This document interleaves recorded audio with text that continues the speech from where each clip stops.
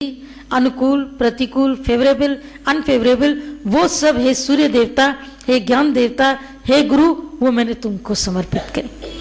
जब उनका समर्पण कर देते तो हम खाली हो गए ना। सर्द भी उनको दे दिया, गर्म भी उनको दे दिया, अच्छा भी दे दिया, बुरा भी दे दिया, मान भी दे दिया, अपमान भी दे दिया, जय भी तो पराजय भी, ऊंची हालत भी तो नीची हालत भी। तो अब हम तो कम से कम खाली हो गए। लेकिन मन क्या करता है, वहां के सारे फार्मूले करके आएगा, सब कुछ करके आएगा, दान पुण्य भी करके आएगा, फिर पकड़ लेगा कि आज मैंने 100 कंबल दान किए, मैं भाई दान करता हूं। उस दान का फल क्या निकलेगा? जिस दान के भीतर में पूंछ में तुमने अहंकार का मगरमच्छ बांध दिया, उसका फल क्या निकलेगा? लेकिन तीर्थ तप और दान करे, मन में धरे गुमान, नानक ने फल जाते जो कुंचर स्नान। इस दिन पर तुम्हें सब कुछ देने का भाव हो जाता है, क्योंकि ये देवताओं की दिवाली होती है। इस दिन देवताओं का धरती पर आगमन होता है। देवता खुद आकर के एक्सेप्ट करते, जो तुम देते हो उसको स्वीकार करते। तुमने इसको परंपराओं में तो बांध दिया, लेकिन जो इसका हकीकत का मतलब था, उन सब चीजों को तुमने नहीं रखा। तेरे इर्द गिर्द सब देवताएं हैं, उन सबको खुश करो। इंद्रियां तुम्हारी देवता है, इनको परमात्मा की ओर लेके जाओ, क्योंकि आंख को दुनिया कितना भी दिखाओ तृप्त नहीं होती।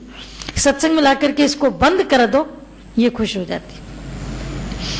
कान को दुनिया के कितने गाने सुनाओ तृप्त नहीं होते हैं, भजन सुनाओ, वाणी सुनाओ, तृप्त हो जाती है। इसका मतलब है कि तुम इंद्रियों को प्रसन्न करो, देवताओं को प्रसन्न करो, देवता तुमको प्रसन्न करेंगे। भगवद गीता में आता है।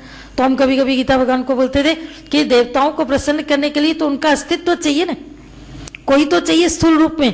अब विग्रह उनके कितने भी हो, उन विग्रहों में कोई किसी को मानता है, कोई किसी को, कोई किसी को। या तो भगवान कहते तुम देवता को प्रसन्न करो, तो तुम देवताओं यानी प्लूरल वर्ड, यानी कितने सारे देवता हैं, उन सबको कैसे प्रसन्न करें? कोई हिंदुओं का देवता है, कोई मुसलमानों का है, कोई ईसाइयों का है, कोई बुद्धिस्ट का है, तो देवताओं को प्रसन्न कैसे करें? बोला देवताओं को प्रसन्न करने का मतलब है कि तुम्हारी ये जो इंद्रियां हैं, ये देवताओं का प्रतीक है। तुम इंद्रियों को प्रसन्न करो, अपने इर्द गिर्द के जो लोग हैं, देवता हैं, उनको प्रसन्न करो, देवता तुमको प्रसन्न करेंगे।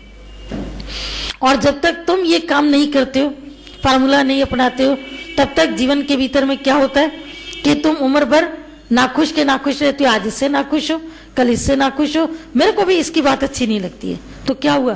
तुम्हारी भी तो कोई बात किसी को नहीं अच्छी लगती, इसमें नाखुश होने की कौन सी बात है? बस अंदर में चिड़चिड़ चिड़चिड़ चिड़चिड़, इतना क्रोध, इंद्रिया भीतर में कुड़कुड़ करना, अपने खून को जलाना, कोई मतलब ही नहीं।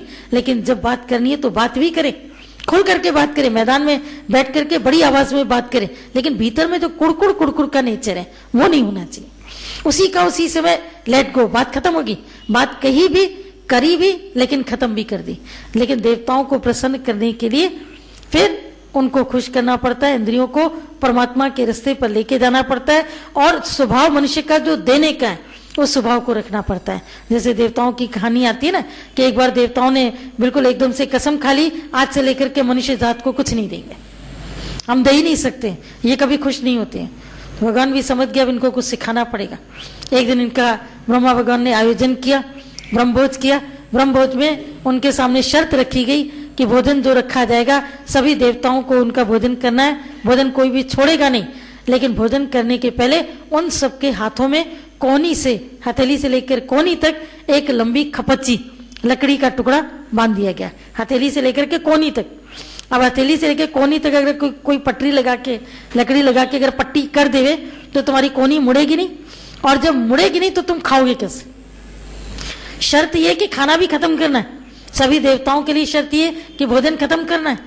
अब भोजन भी खत्म करना है, और खत्म करने के पहले पत्तल लगी, पत्तल देखी, पत्तल का स्वाद भी चख लिया, मतलब अंदर चला गया सुगंधी के द्वारा। लेकिन एक व्यक्ति सामने खड़ा है जो पट्टियां बांधता जा रहा है, और भोजन भी जरूर खत्म करना है।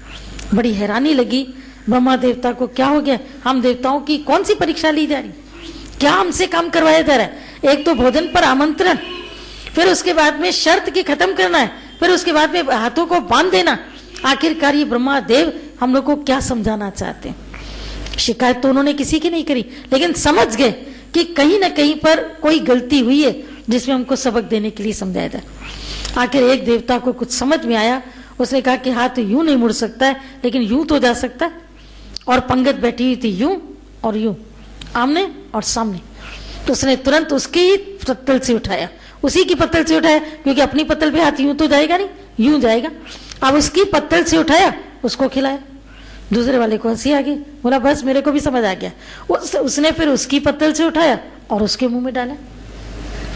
अब करते करते पूरी सभा में जितने देवता बैठे थे सबने भोजन कर लिया। ब्रह्मा देवता को हंसी आ गई, बोला तुमको मालूम है कि आज भोजन तुमने क्यों किया? बोला हमने भोजन खाया कि हमने तो खिलाया। बोला खिलाया तुमने लेकिन पेट भरा? बोला हाँ। बोला यही जीवन का सिद्धांत है। तुम देवता होकर जिस दिन ये सोच बैठे अब कभी किसी मनुष्य को कुछ देंगे ही नहीं, हम क्यों दें? हमारा ही नाम क्यों देवता है, हम ही क्यों देते रहे? मनुष्य जात हमारे पास आता है, गालियां भी लेके आता है, शिकायत भी लेके आता है, कभी तो हमको उठा के धूप में डाल देता है, कभी तो फेंक देता है, कभी तो पानी में डुबो के आता है, कभी मंदिर के बाहर रख देता है। हम ही काहे के लिए मनुष्य को दें, हम ही क्यों दें? बोला जो तुम्हारा जन्म हुआ है देने के लिए। अब तुम जो आए हो धरती पर क्यों? देने के लिए आए।